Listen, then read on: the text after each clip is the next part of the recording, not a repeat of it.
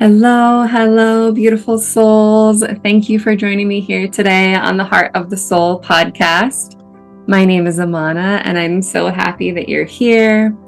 This is a space where we explore what it means to be wild women walking upon this earth.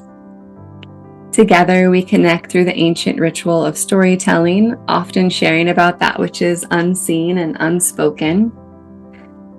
It is my hope that soaking in these stories may inspire you to uncover your own innate knowing and center you into a more embodied and alive version of your beautiful, unique self. Today is Saturday, November 29th, 2025. Our moon is currently waxing towards our next full moon in Gemini on December 4th. I have a beautiful woman here with me today. Her name is Metzli Lopez-Torres. I was first introduced to her work almost 5 years ago when I had my daughter and I was in Mother Circle with Kimberly Ann Johnson, and Metzli was a guest speaker during that time, and I loved hearing her stories. Loved learning about your traditions surrounding pregnancy and birth and postpartum, and I've been following you and continuing to soak in your wisdom ever since. And I'm so delighted that you accepted this invitation to be here on the podcast today. And I'm excited to soak in whatever comes through from you. And I wonder if you might want to take a few moments to introduce yourself and let people know where in the world you are as we begin here today. Of course. So thank you for having me, and hello to the women listening to this podcast, wherever you are, if it's morning, day, night, wherever. We're all the time in different time zones too. And my name is Metzli Lopez-Torres. I'm a Mexican immigrant. I moved here to the United States 11 years ago. And I come from the southeast of Mexico, where is the Gulf of Mexico, right there in the coast. One of those, the state that basically surrounded the Gulf of Mexico, which is called Veracruz. And I come from the capital city from this state, which is the name is Jalapa. All of these are indigenous areas, so there are 9 indigenous groups in Veracruz, and my family comes from a specific 2. One is the Totonaca people, and the other one is the Nahua people. So I have that's part of my lineage, and the work that I do is very embedded into all of this knowledge and these traditions, which are very ancient. It comes before the colonization, so and people have been continue with this in different ways that of course it was before, but is very part of our culture, we will say. It's a daily life, using many of the things that we will say are medicinal, but for us are just part of, the things that we do daily, even the way that we care for our children or we take care of our body, So I'm a practitioner of this medicine, which is traditional Mexican medicine. And I do something very specific that is called a very specific type of body work that is called sobada. And this sobada, it kind of looks like a massage, and but it's not a massage in the sense of, it's not just the physical aspect, as we can think going to get a massage in a place. You go, you enter, and you say what type of massage you want, and then you are like for 50 minutes, 1 hour, 1 hour and a half, whatever you're paying for, and then you're out. In this one is more like, yes, you get the body work, but our body work is centered in a spiritual component. So basically, it's more like trying to align the body with the spirit. So it's more like understanding that these imbalances or that are happening in your body that cause disease, they start, in the spirit. So then we need to work the spiritual part in order to heal the body. So it's more or less like that. So I'm a practitioner of this medicine, and I'm a sobadora, and I have specialized in women's health since I was 18 years old when I decided, I was a mom. I was a teen mom, which changed my life. And this being a teen mom introduced me to traditional midwifery in Mexico because I was living back there. So it was basically how motherhood changed everything, and for me it was like that. Even at such a young age, it was beautiful. I mean, I was like 17 years old, and I was just amazed by pregnancy and all the things. Everybody was kind of like, kind of surprised that I was taking it so well.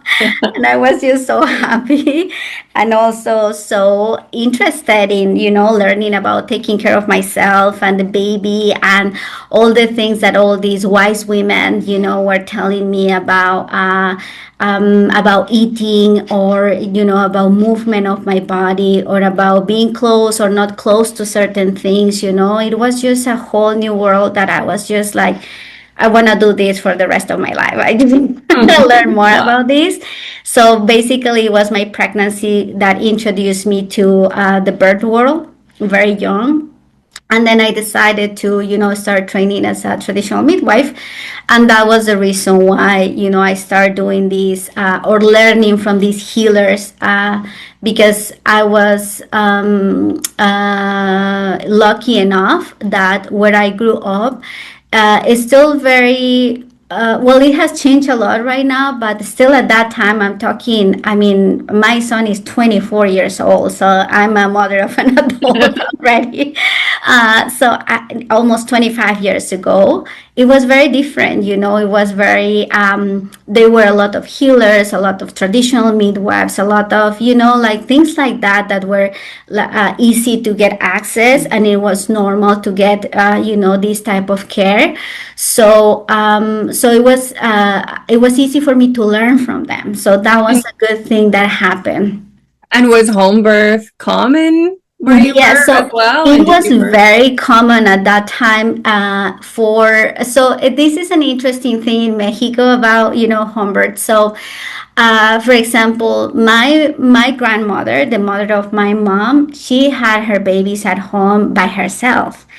This thing about that now is like unattended or unassisted childbirth, things like that in Mexico was very common, but it was common for others. It was mostly common for a question. It was a cultural question about seeing pregnancy and having babies and something normal, but also it was related to poverty, for example. So this is an interesting change, different from United States. For example, a lot of women that they wanted to have babies at the hospital, or the way that it became something more normal, it wasn't too much because they were telling that it was safe and the best or things like that. That is what they say here in United States. In Mexico, it was more because it was a status thing. So if you have a baby in a hospital, that means you have money. But if you have baby with a midwife, you are poor. So a lot of women, of course, they wanted to have a baby in a hospital, not because it was safe or better or good or whatever. It was because it meant that they can afford that. So socially, that means something different, right? So that is how it started changing in Mexico. So it's a different story right there than in United States.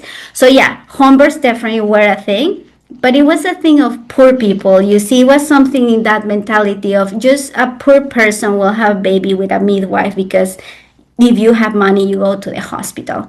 So but yeah, there were definitely, home births. And I learned from these midwives that, again, these traditional midwives that I'm talking about, they're not in school. One of them, she didn't know how to read or write, it was just very different type of midwifery, very connected to the earth, to the soul, to the animals, to the plants, to, a whole different thing. And it was nothing about the heartbeat of the baby or if it's dilation in 5 hours, or, like nothing. It's just, that's just kind of like a very secondary in that. So that's the type of midwifery that I learned, and that's the type of home births that were happening 25 years ago still when I had my baby. Right now, it's very different because home births, most of now there are schools for midwives, so now they're much more trained on medical things, and they're doing a little bit much more of that. So home births, still in rural areas, they're very ingrained in traditional midwifery. But we will say in a city, for example, where I grew up, which is a capital city of a state and things like that, if you want to have a baby with a midwife, it will be already a midwife that went to school. So she's a professional midwife that did all the training, things like that, and she supports you at home. But again, it's a different type of midwife. So we have, again, a different type of midwives also in Mexico. Mm-hmm. So Yeah. I learn from them, and that's the type of knowledge and midwifery and things that I do here in the United States. I'm not a midwife here. I was there, or I was training myself to be one.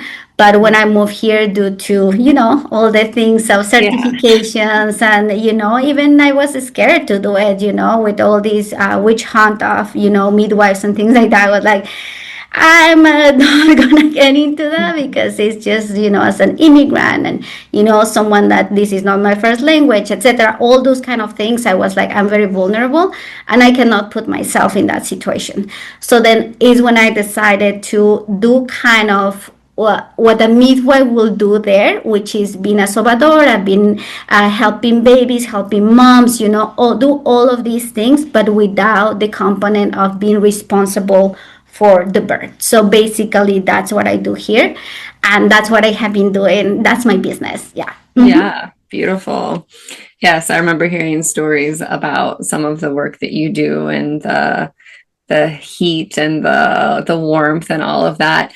Before we move more into that, I'm wondering if you can tell me the way you define or describe soul in your. Yeah. Mhm. So that's an interesting thing. I wanna mention right now that I do teach what my craft to other women here in I'm in San Diego, in this Kumeyaay territory. It has been my home for the last 10 years, and I live here with my children and my partner. And when I'm talking with my students, we have these conversations about the difference about soul and spirit, because sometimes they get very confused. And yeah, sometimes we use it like if it's the same thing, right? Like it's like, no, it's like my soul or my spirit, or and for us in the medicine that I practice, there are two separate things. So for us, for example, the soul is unique. Is something that is at the time when you are forming in the womb of your mother, you get your soul. So your soul is gonna be with you even before you're born. So it's just right there. And then the spirit is something that you are gonna get at the moment that you're born. So actually, is your mother the one who needs to claim your spirit in the spiritual world during childbirth? So when you are, when you just breathe for the first time, you are getting your spirit right there. And the spirit is something that it moves different from the soul.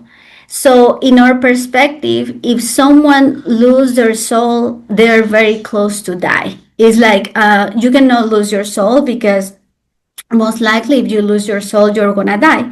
And actually when we die, the soul, it's moved from your body. But you can lose your spirit. So your spirit, because it's not only one, also, so you can, it kind of, they move, and sometimes they're out of your body. And if they don't return, you can get indices, you can get imbalances, you can get, so, or sometimes it can be in your same body, but not in the place that they should be. So it can move to different parts of your body, and that is when the imbalances also come. So yes, it's just very complex right there. But there's a thing about, the soul and the spirit. So yeah, so definitely your soul is something that is going to be with you your whole life, but your spirit is more, it moves. So, Beautiful. Yes. Thank you for making that distinction. And yes, sometimes people do sort of use it interchangeably. And yet I've also heard other people, yes, describe it as they're two distinctly different concepts. Yes, and I think it's different also in different cultures. I mean, I have here, well, I haven't here, but I know, like, again, all these ancient medicines, and we are talking about traditional Chinese medicine, Ayurvedic, they're the most popular, the ones that we don't know most too. They also understand soul and spirit in different ways. So, but most likely there is like this kind of knowledge that one is the one that really is kind of very unique, is the one that connects you with everything, and the other one is one that it was give you more your personality, your own, like your individuality. So it's just, also like which one is the one that connects you, makes you human, and which one is the one that gives you these characteristics of being adventurous or being, like very stubborn, or like things like that.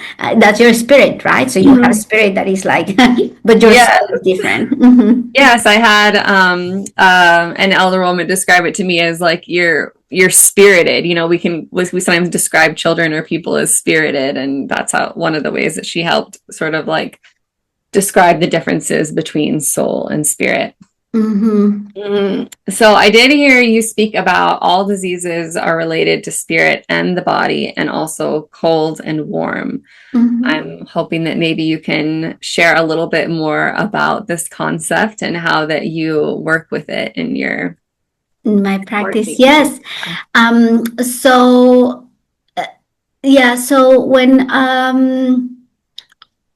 we get we usually, this is like a kind of the part of where traditional Mexican medicine is, we really go more to the root to understanding this, how we see the world. So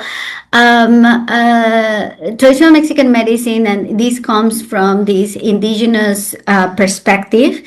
That is, it came, from the Mexica people, or the people that we will call now Aztec, the Aztec people, or that's how it's called in English. But also we're talking about the Mayan people, for example, that are a little bit more in the south, that is Guatemala, and, like these big empires, and these very wise people that they rule in these areas of the south.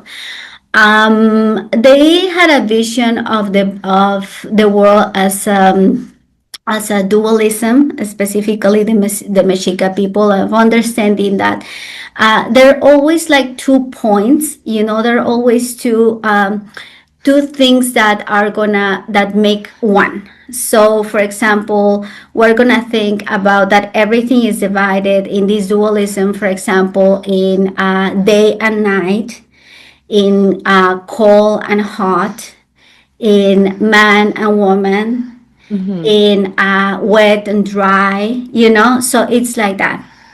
And this, what is important also to say, is that it doesn't mean that those are the only 2 ones, but those are the starting points to a diversity that happen in between these 2. So this is, this is the perspective. So it's like, it's not that it's just gonna be white and black. It's just that white and black is gonna be these 2 opposites, but in between these 2, we're gonna find a whole different things, right? So that's how we understand the world. So there always is a dualism in everything. So, for example, our organs, they also have, in our perspective, they have a temperature. And this could be warm or cold. And this is related also to their spiritual quality. But also we say the same with plants. For example, plants can be warm or cold. And some of them, and the same as some organs, and they're neutral. So they can, they're not even, they're not hot or they're not cold, but they can lean more to one or the other one based on whatever their function or whatever we feed them or whatever we do. And same is going to be with plants, and same is going to be, with other things that we can say, well, there is hot, cold, and neutral. So, for example, if we have let's say I'm based on our spirit, right? So the spiritual aspect of our organs also it's gonna influence these qualities. So for example, let's say that our uterus, in our perspective, our uterus is a warm place. So and it needs to be like that. Because if it's cold, it can get cold too. But if it gets cold, then it causes imbalance. It causes disease. So we're talking about, for example, fertility problems. We're talking about heavy menstruation. We're talking about having cysts or, all of these kind of things. Then for us, it means even having a lot of cramps, during menstruation or previous to your menstruation, that's a sign of coldness. So that means the uterus is very cold. The uterus is cold, but because the nature is warm and the spiritual aspect is warm of it, you need to warm the uterus to remove these diseases or these imbalances or, these symptoms. So, and also is the physical aspect, but then is the spiritual aspect too, right? So what is causing the coldness in the uterus? So in our perspective, for example, our womb is our second heart.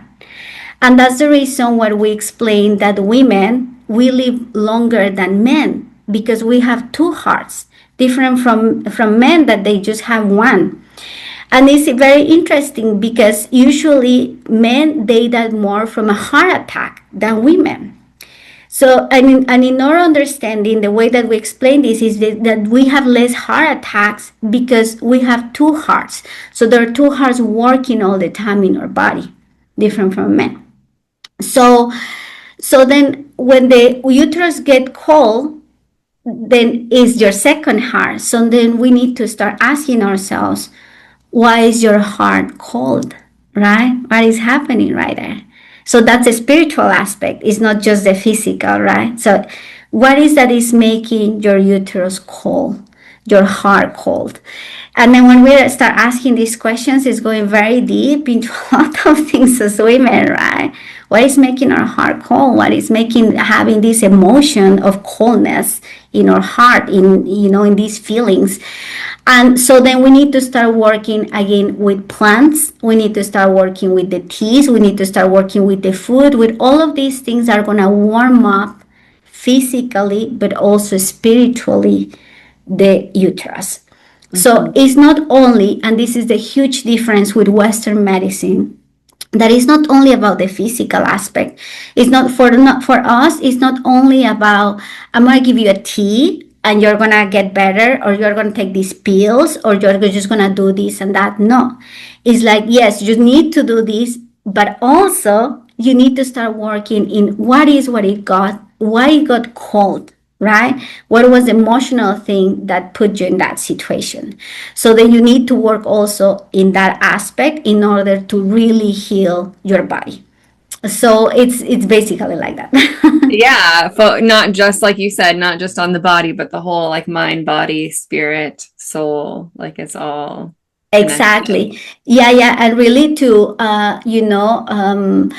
asking ourselves like those hard questions about again, sometimes it means we need to change habits, we need to change even relationships, things like that are making our heart cold. And it's like, wow, it's just really living in a way that is in peace, and living in a way that is harmonious with, that is in harmony with all of their aspects of your life. Mm-hmm. So traditional Mexican medicine looks a lot living a life that is in balance, that you have a balance in your life. And sometimes in our, Western mind, or in our modern world, that is such a hard thing, to find those balances in life. But that's the only way that, in our perspective, you can get health. And that's the reason why you can tell our societies, Western societies, modern societies are very sick, because, they don't live in balance. So, mm-hmm. Mm-hmm. Yeah. So I'm curious if you could take us into a little bit more about your traditions surrounding. I know that you have different traditions surrounding postpartum, the terra and the sobadora, vaginal steaming, herbal baths. I'm curious, first, are there specific traditions that you have in pregnancy that you also do during that time? Yeah. So, for example, in this traditional Mexican medicine for pregnancy, so it's interesting, right? Because again, we understand then the soul of the baby. One of the midwives that I learned from, she say that the baby is going to get, or babies, they get their soul at 40 days of gestation. So once that you start looking like what happened at day 40, when you are, the embryo is growing and all of that. So it's actually when the heart, the circulatory system starts working, you see. And they knew this without all the science that right now they exist and all the things, they knew that. These are very wise people. I mean, I'm talking about medicine that it has been for thousands of years, like really understanding nature in a whole different way. And they know so much that right now Western medicine is catching up with all of that. But so when you're pregnant, we take a lot of care of the soul, of this baby, of this energy that is growing. It's not only like the physical part, which is, like, I don't know, like having healthy meals and, stuff like that, which of course we do, but it's also what things affects your pregnancy and what things can be dangerous for you in, we will say, the spiritual aspect, or the, this, that could affect this soul. So first, we understand that when we are pregnant and when we have tiny babies, like the one that I have right now with me, that she's 3 months old, babies, they are very susceptible to energies. It's not only, again, the physical part, it's the spiritual, or, this component. So, so we need to take care of that. And the way that we do it, for example, is that we wrap around ourselves something that we call faja, which is like this kind of, some people, they have called it in English like a womb belt, or, like some kind of, so is this type of... Is it different than a rebozo or similar? Yes, it's different. Okay. Yes, so there are two different things. They're wave in the same tool that is a backstrap loom. So yeah, they're waving the same in the same way, but they're different in thickness and in the waving. Okay. So because fajas are much more thick than a rebozo, they are less wide than a rebozo. Maybe it's like, like if you can extend your hand, it's going to be more like, that's the wide usually of a faja, of the size of the wide of your hand. And then and you wrap this only, you don't use it for anything else, just as a protection. Different from a rebozo. Rebozo is a multi-tool. So it's just, you can use it for carrying a baby, for if you're cold, on your, it's just all kind of things. But a faja, no. A faja is only, it has this component of protection. So you have to, for example, traditionally, very, very traditionally, you wear this all the time as a woman because that keeps your womb warm. So in indigenous communities, they wear this all the time since you're a little girl, and you die with this thing. When you get buried, return to the land, you go with your faja too, right? So it's something that's gonna come. It's gonna be part of your clothing, as a woman. But then it has changed through the years. And then what we do right now is, for example, we wear these for example, if I'm gonna go to, I'm pregnant and I'm gonna go to a gathering where there is a lot of women or a lot of people or whoever, and then I feel like there's going to be a lot of energy and I need to protect my baby from that. So you wrap yourself, you wrap that around your, so you protect your baby. So then it creates like this kind of barrier. So then that energy will not go to your baby. Why? Because again, in our understanding, diseases, they start in the spirit. So if someone, for example, a person that, and maybe it's not because this person wants anything bad for you, but people will carry way too much. There could be a person that has a lot of heaviness in their heart, and they see you, let's say an auntie, or, they see you and they're very happy for you, but she has her heart is in disease, is in imbalance. Then, and she hugs you and things like that, then she's going to be passing these things to you, and these can harm your pregnancy. So we are very protective of those kind of things. So, also, for example, about the coldness, right? So we try to make sure that during our pregnancy, not as much as during postpartum, because postpartum is warm all the time, and when you're pregnant, you can have a little bit of cold food or drinks. But also we need to make sure that most of our food is nurturing and warm for the baby too. So then we don't get, for example, these things that ice baths or things like that doesn't exist in our culture, because first, we don't have ice. I mean, it's not part of, we're from the tropics, so ice is just like inexistent, or it exists but very tall in the mountains, and people don't live there.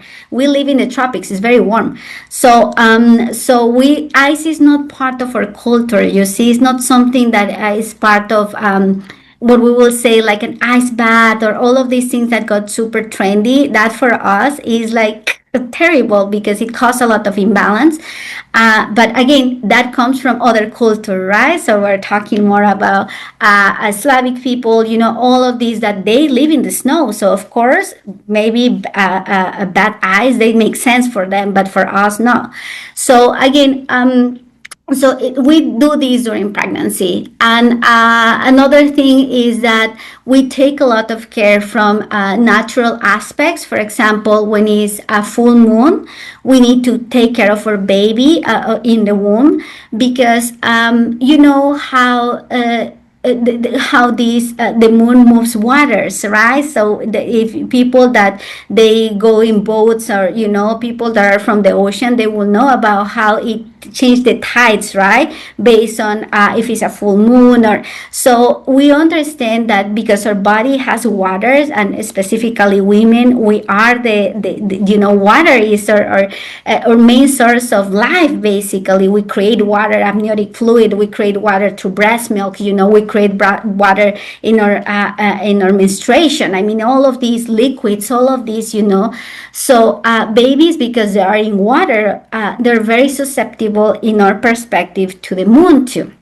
So then when it's a full moon, we need to be very careful. So we definitely need to do these kind of protections to protect, the baby, so the baby doesn't get kind of very active, or, things like that. So we kind of need to keep the baby calm.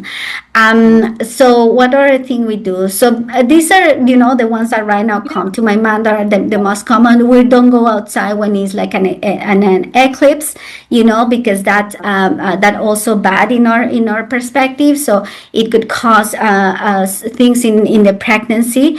So and again, it's for the energies that are moving right there. It's not because the sun and the moon want to harm us. It's because they're energies that are moving. And one of the things that are real is that we as humans, we're part of nature. So all of these astrological things that happens, they affect us. It's just, that's the reason why the zodiac signs and all of these things exist, because all cultures, not only the indigenous from this country, but even, the Westerns, that they do all of this about if you're a Sagittarius or Cancer, or, all of these, they knew how the stars affect the way in our life. So we understand that, these changes that are happening, that for us now we see like, oh, and something like so, like normal, we will say, or well, it's not that we don't pay that much attention. Actually, it affects our body. It's just that we don't have that relationship. We don't see it anymore, but it happens. And my invitation always for women is like, if you don't know how you change based on the phases of the moon, you should pay attention on that, because you are changing all the time based on that. So in pregnancy, you're even more susceptible to that. Mm-hmm. Yes, absolutely. So I'm curious if maybe you could either share either through your lens of the way that you care for women in their postpartum, or about how you were cared for traditionally postpartum. Yes. Yeah, of course. So I had, I was very blessed to, when I had my first baby, I was back in Mexico, and again, I was very young. But it doesn't matter your age. Culturally, there, you're going to be taken care of. So that's kind of the law, basically. It's a law that we know, as Mexicans, or, at least where I come from, like, if someone in your family is going to have a baby, among the women in that family, we need to kind of take turns to take care of her. So I was, again, very blessed that during that time, what happened is that what is normally will happen is that if you live just with your partner or your husband, or, the father of your baby, outside of your parents or the family of him, then when you have your baby, you're gonna go to live to your parents or to their parents of the father of the baby. So you, during 40 days, what we call la cuarentena, which is like 40 days. It comes from cuarenta, which is 40. You're gonna go and be taken care of. So during that time, I went to my mom's house, and then I was taking care of. For my mom was taking care of me, but also my mother-in-law. So, for example, they taught me everything about baby. They taught me how to bathe my baby. They taught me about what was normal, what to do when they had colics, all of these things. So during these 40 days, you get these women that they have had children before to train you into, all the things about baby and how to take care of you. So during this time, most likely you're going to be in your bed, in your room, and you're not gonna do anything of the chores of the house. So other women are gonna cook for you, and they bring you food. I remember that I was always spoiled. My mother-in-law was calling me like, "What do you want me to bring you today?" And it was like very like that. So it was really nice. And they cook for you, and then they're just, and when they are with you, they're taking care of you and your baby. It's just it's a beautiful experience when it's like that. So if you have other children, usually they will take care of other children, and they will, help with other things, that you may need, taking you to appointments if you need, or taking care of the children if you need to go appointments with the doctor or whatever, they're gonna be just helping you. So so I had this experience while I was back in Mexico, and it was really nice. So when I came here to United States, it was very different because, well, first thing, I don't have any family member here, so that was like the first thing. So I came with my husband at that time, and then his family is from here, from Los Angeles. But then again, I didn't have any blood relatives here in this country. So one of the things that I realized was that it was not only me, that actually a lot of women here, they didn't take care of their postpartum. So it was kind of postpartum care was inexistent. It was just like, well, you just go to your 6 weeks appointment to the doctor, and then that's it. And I was very impressed to see, moms, for example, in the park in a stroller with a 2 weeks old baby, things like that. That's something that where I grew up, you never see. It was just like I couldn't understand what they were doing with such a tiny babies, going out. And I was worried even, because I was like, wow, all that energy, like those babies are they don't have the strength to protect themselves. So they're, energetical is just happening so much also to those babies, to their nervous system, just going outside. And sometimes it's, again, for a cultural thing here, because women, they have a really hard time staying at home during those days. I mean, for some, it's almost like, I'm gonna be at home like for 40 days. It's like almost unthinkable, which is like, well, you can do it, and actually it's healthy and it's good and it's what you should be doing. But the other thing is because they don't have support, right? So again, so when I had my first baby here, actually, during that time with my husband, I talk a lot with him. He met me in Mexico, and he knew all my things about my culture, and we were living there.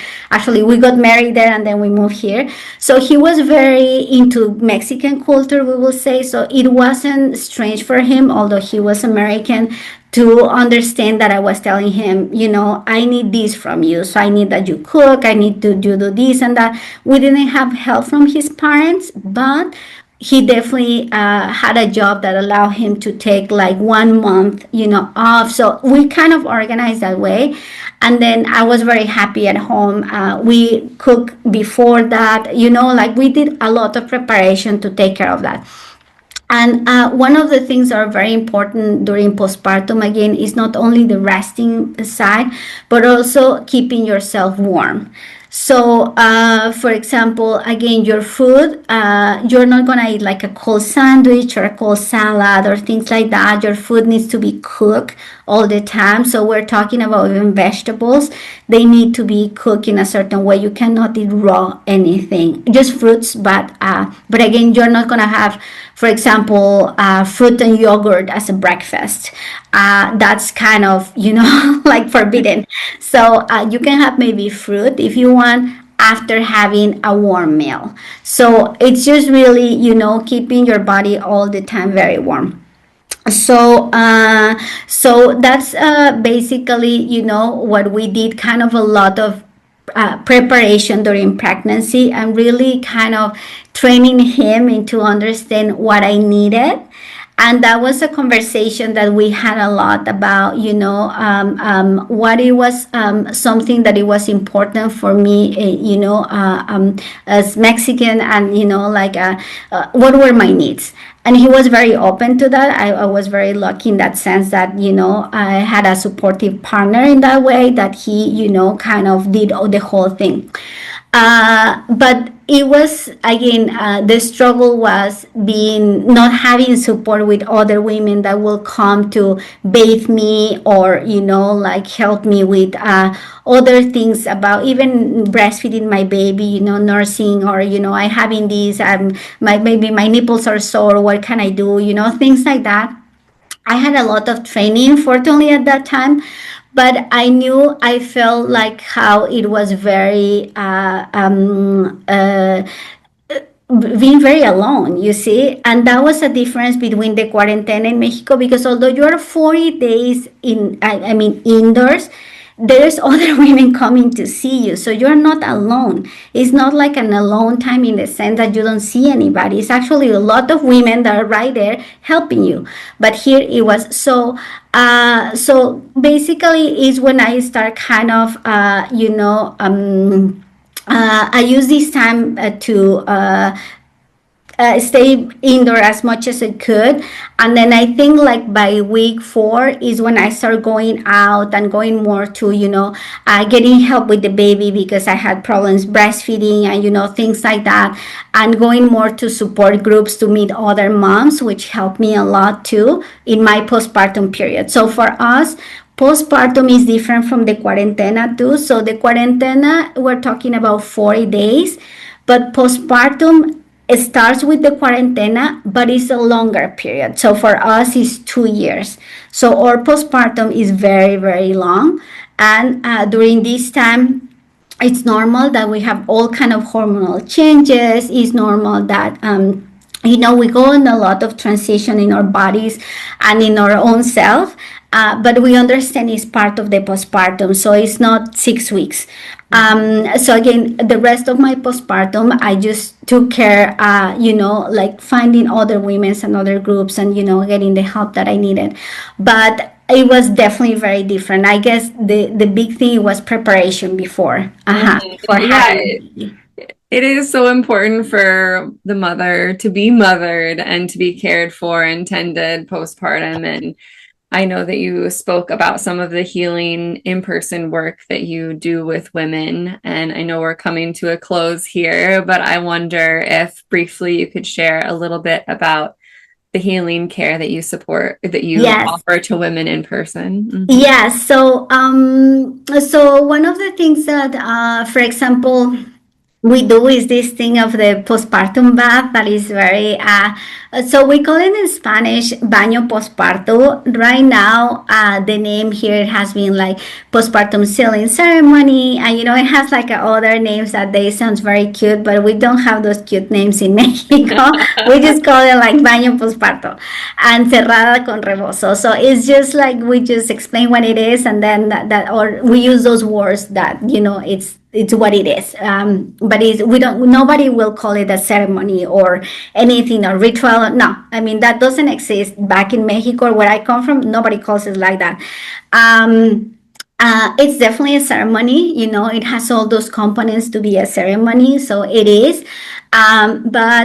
So these kind of bath that we do, so traditionally is done like the second or third day after you have your baby. And we're thinking about you're having your baby at home. So then the midwife comes to do this bath for you. So it's part of the midwife work to do this kind of bath. So this bath it includes it uses certain herbs that are gonna help with the swelling, that are gonna help with the bleeding, that are gonna help with to produce more milk too, and mostly to get your body warm. So these have the quality, all these plants that we use are in the hot or warm, aspect. They're not cold or, as I mentioned before, that there are differences. So these ones are, all of them, they're warm. So we use, for example, one of the most common, it would be chamomile. We use bay leaf because trees, they grow very easily, of bay leaf, so it's very easy to access to that. We use also the avocado leaves, for example. And we use other plants, other flowers, for example, like a Mexican marigold that we call cempasúchil. So anyway, so we use this herbal bath. And this herbal bath, it's super hot. It's like scalding hot. It's like super, super, super hot. And it's like a steaming bath. So, and this comes because the indigenous way, it was going to a temazcal or sweat lodge. So that was very common because families, like before the colonization, they used to have they used to build this little sweat lodge in their backyard. So it was their way of bathing. It was just normal to have one. So of course, all this changed through the years, and it became this type of herbal bath. But the real one, it was a sweat lodge. So then what we do right now is this herbal bath that is done again in the second or third day after having a baby. I personally here in the service that I offer, I don't do it as soon, because most likely moms, they have babies at hospital, and then they arrive maybe 2 days after they have their baby, or maybe next day, and it's so much change, so much things are new, that going and having this right away, I feel it's too much. So it's just, they need to kind of settle a little bit at home, like with their baby, with their space, all of that. So basically here, what I'd say is, like, if you do it like 5 days after having your baby, or 1 week after having your baby, or it's okay too. So and this is true. This can be done in Mexico also during the first 40 days, or in la cuarentena, after having a baby. So it doesn't need to be exactly 3 days, but as long as you do it during the first 40 days, that is ideally. So we do this herbal bath that also, it comes before is the herbal bath, you get like a vaginal steaming. So then with this same water that you're going to use for your bath, so then you let all of this steam going into the perineal area, and then after that you get like in a small bathtub, and then they put like some kind of plastics and things like that, and then you get like in a small, very small kind of sweat lodge right there. So here the way that is done, or the way that I do it, is because people here, they have bathtubs already. In Mexico, we don't have bathtubs usually in our bathrooms. We use just the bathtub, and then I just make the tea, and this is and that's the way that I do it. And it's very hot. I try that is as hot as they can, but I have honestly never used it as hot as traditional it is when I come from, because that's burning. But yeah, so again, this needs to be hot, because in our perspective, when we have a baby and we go to claim this spirit of our baby, we go to a very cold place where the spirits live. So the spirits, they are in a resting place, they are in a place that is cold, and then we need to, our spirit needs to go and claim this spirit of our baby to come earthside. So then our spirit needs to do this journey, and because our spirit went to this wet and cold place, we need, our spirit is cold. So that's the reason why it needs to be hot, everything that we do during the cuarentena. So our spirit can get the warmness again that, so then we're not going to be in disease. And also we need to do this for babies.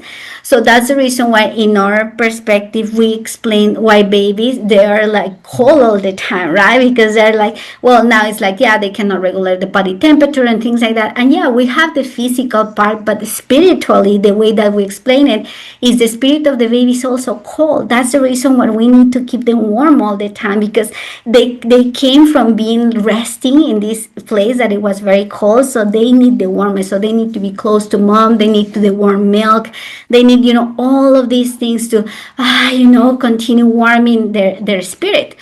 So we're gonna, so we do this vaginal steaming, the bath, and then after this, what we do is we are gonna wrap we do something that's called a belly binding right now, which is, we do we kind of put the organs, we make sure that the uterus and the organs are in the right place, and then we wrap it to continue to keep that position right there, because after having a baby, how everything feels so empty and so wide, and so we kind of need to close that. We need to help the body to give the information to say like, okay, you need to close. And then after this, we do with the rebosos. So what we do with the rebosos is that we're closing in very specific parts of our body. So the way that I was taught to do it is going to be our head, it's going to be our shoulders, the ribs, our hips, the knees, and then our feet. And then you need to be closing all of that. So then what it helps is kind of the bones, because they when we're pregnant, our body just gets so wide, to make room for everything. So we need, what we do with the rebozo is kind of basically closing all of that, like giving the information to the body to say, okay, you already had the baby, you need to start getting yourself together again. You need to return to, being close. Why? Because if you keep it open, again, that is a door to coldness, and that is a door to disease. So then you need to again make sure that the body gets tight again. So we are gonna do this again. Traditionally is done very soon after having a baby, but it can be anytime after during the first 40 days ideally. Why? Because all the muscles, the ligaments, the bones are very flexible still. So you can, really do a lot of that work. For some women, they have asked me, like, can I have this done if I have my baby 2 years ago, 5 years ago, 10 years ago, 20 years ago? Yes, of course, you can have it. It's going to be different because you're not producing the same hormones, all of that. But you still have the spiritual aspect. I mean, although physically we may not, do that great work of putting all the bones where, having all the work that we do there. But spiritually, we're doing an amazing work of closing, if you didn't have that. And we need that mentally and spiritually to enter motherhood. You see, because in our perspective, we live in cycles. And in order to go to the next cycle, we need to close the other one. So if we're not closing cycles, is a continuum, they're open, is a linear thing. And our life are not linear. We live in cycles.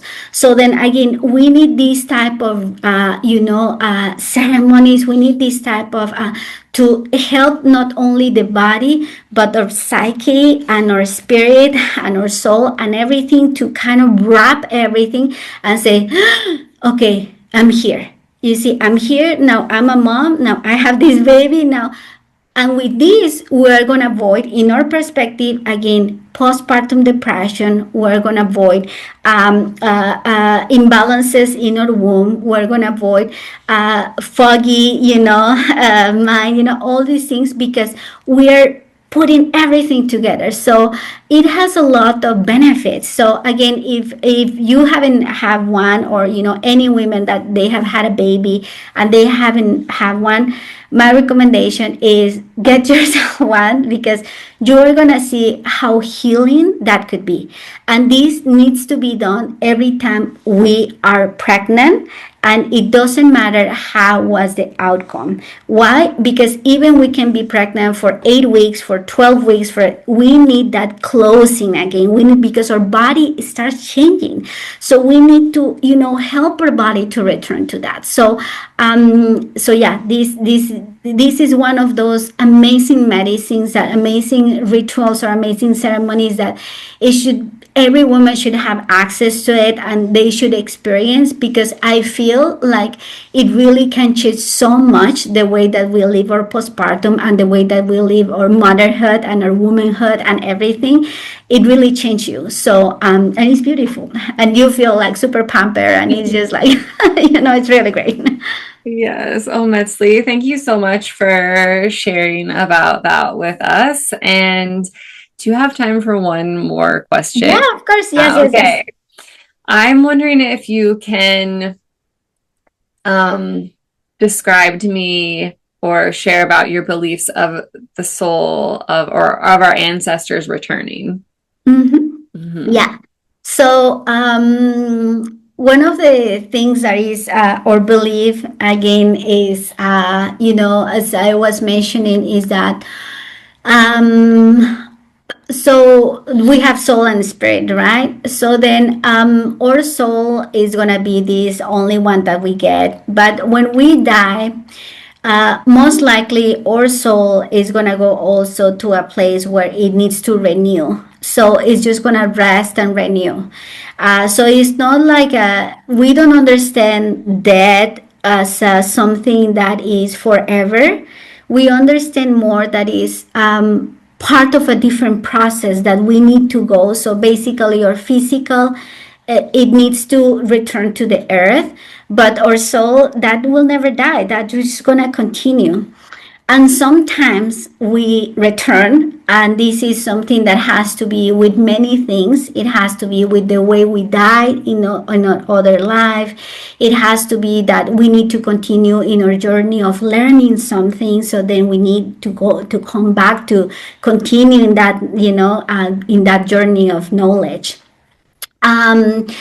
And there is certain points where we definitely is just going to be resting, once that we are done with the work that we need to do. But in our belief, then, when we have a baby, it's most likely that this is a soul that it was here before. How many times, we don't know. But most likely, this is not like a random soul or someone else. It's someone in your own lineage. So you are getting one ancestor of yours. So it could be a great-grandmother or a great-great-great, like you just go so far, we just don't know. And that's the reason why we explain also that sometimes for us as humans, and when we live this experience that we call is a dream too, the dream of life, when we're experiencing this life, then we feel called to do certain things, or we can see that in our children, right? So we can see that our children are very skilled musicians, or very good artists, or they're very good, with plants or with animals, or they have certain knowledge right there that you can tell how, it just, they didn't read the book, but it's so instinctive from them, And that's the way that we explain it. Is like we all have this knowledge because we experienced this before. And sometimes, for example, when we see like for certain children or even for ourselves, I can tell you in my own case, and I like to talk this with my own students, is like when you are in the path of healing yourself and healing others, when you feel called for that, is because most likely you were a healer in other lives. And so then you're just coming back. It's not like randomly that you are like, I want to, I feel called to no, it's because something inside you are doing it. And it's not only easy for you, you feel happy when you do it. It's just something that, and again, it has to be with this, that your soul, it has that experience already. So it just comes to continue doing the work.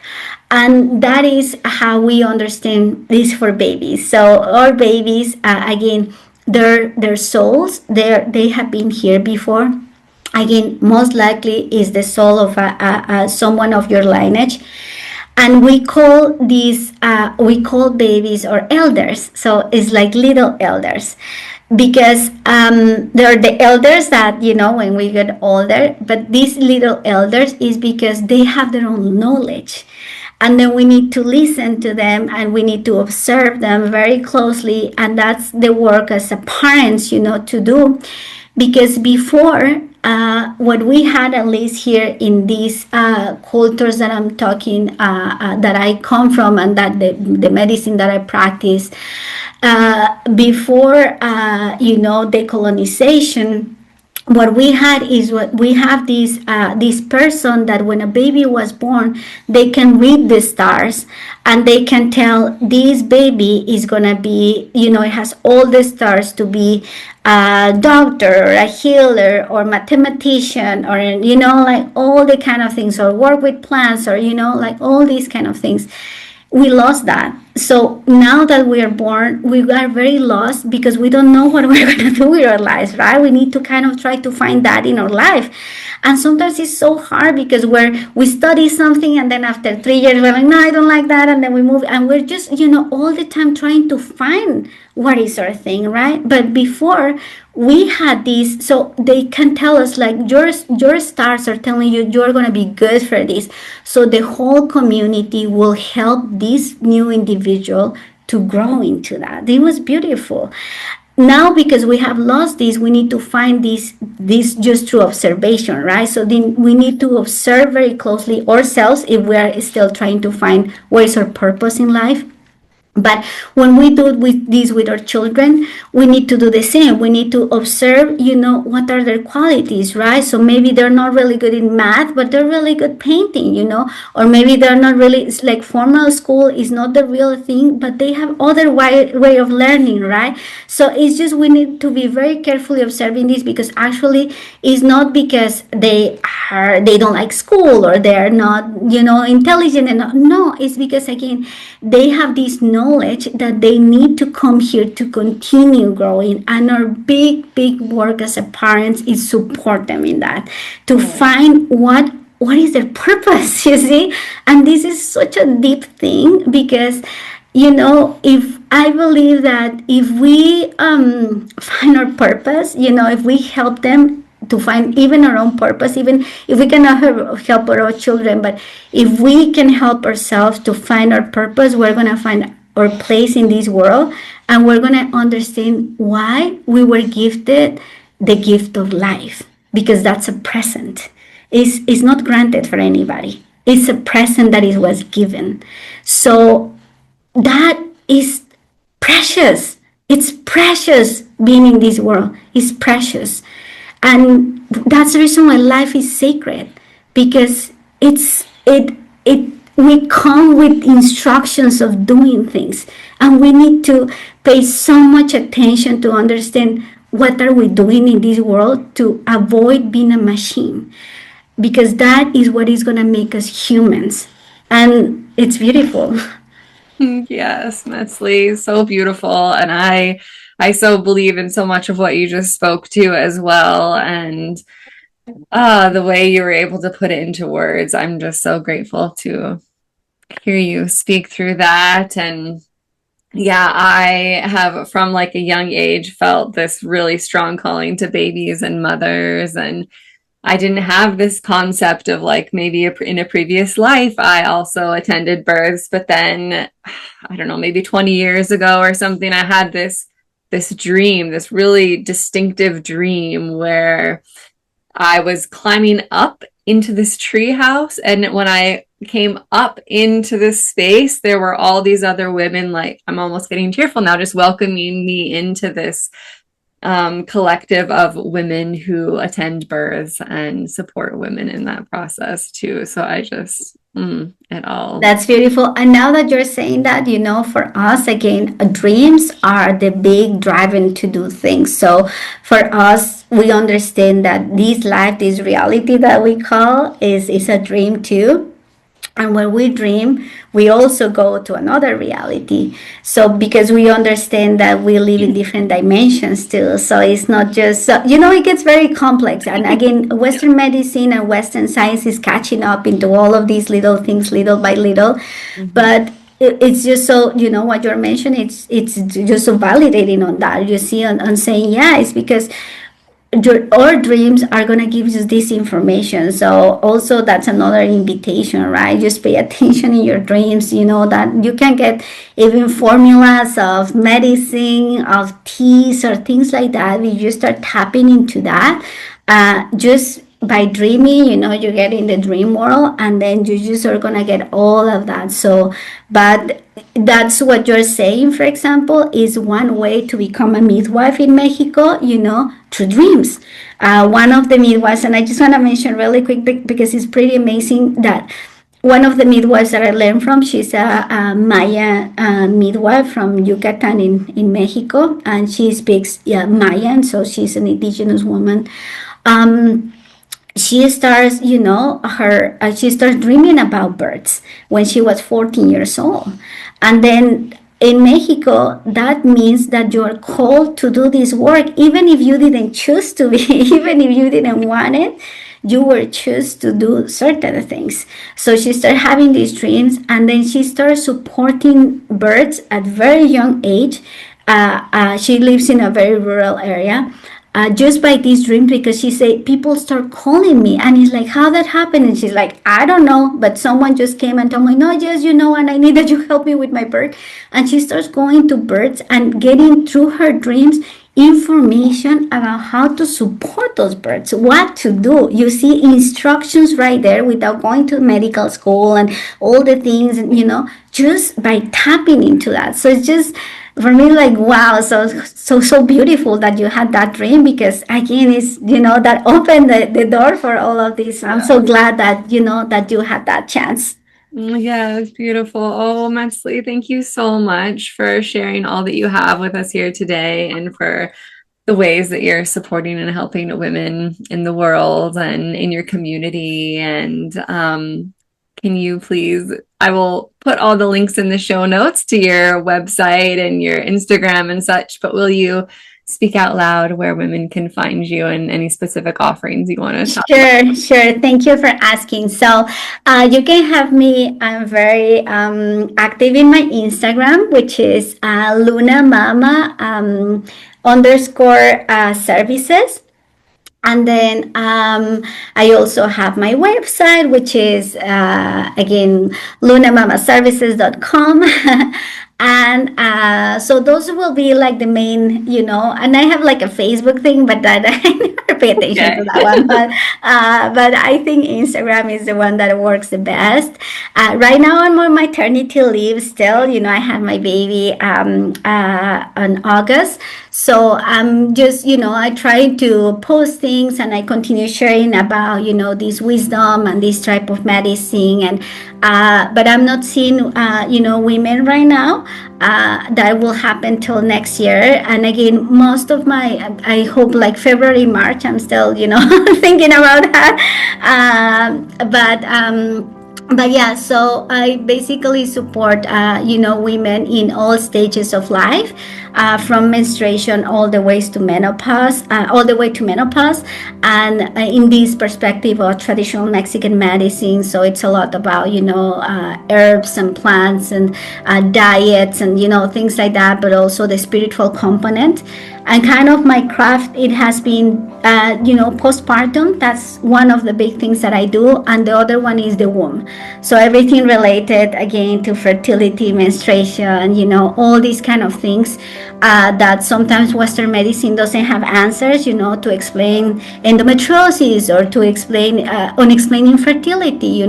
They come to me, and then we talk about it, and we start doing things, and sometimes they get pregnant, right? And say it's just seeing the world and the body in a different way. So it's just, that's the invitation that I always try to make too, and to really, and that's what I do in my appointments. So hopefully that's gonna happen next year. Again, I'm gonna be open for that. But yeah, if you want to learn from all of this, my Instagram is gonna be the best way to do it. Beautiful. And yes, you also offer those like services virtually, or you will be again. Yes, exactly. Yeah. In next year. Yes. Beautiful. Yes, and that's when this episode will air in January. So yeah. Oh, good. Oh, wonderful. Yes. Yeah, beautiful. Thank you so much, Metzli. Thank you. Thank you for tuning in and choosing to spend time with me today. I hope that you enjoyed this episode of The Heart of the Soul. I would truly appreciate if you might choose to leave a rating, review, or share the show with someone that you know. You can support this podcast by donating to it using the PayPal or Venmo links. If you have stories that you would like to share on The Heart of the Soul, please send me an email through my website. I would love to hear from you.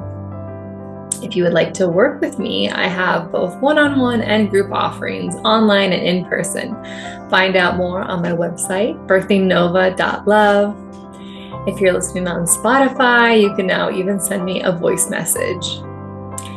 Until next time, remember, be brave, be loved, be wild, be you, because you are the only you, and be the change that you seek for yourself and for the generations to come. Sending each of you so much love. Love, love, love. Mwah.